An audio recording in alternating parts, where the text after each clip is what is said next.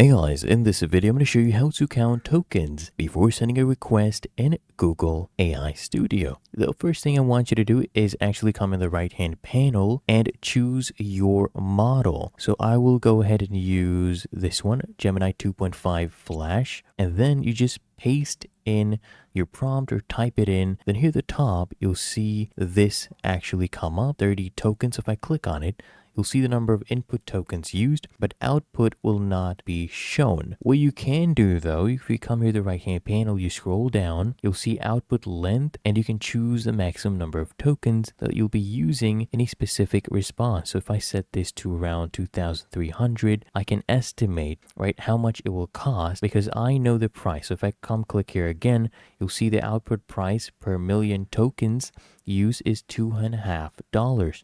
So you can go ahead and multiply and, divide and see how much it will cost you for about 2,300 tokens for output.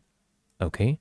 And then once we run this, you'll be able to see the exact amount. So if you have done a similar prompt, you can estimate how much usually it'll end up costing. There we go. They have actually used the exact number of tokens we've limited them to, and you can go ahead and make your estimations. But that is how to count tokens before sending a request in Google AI Studio.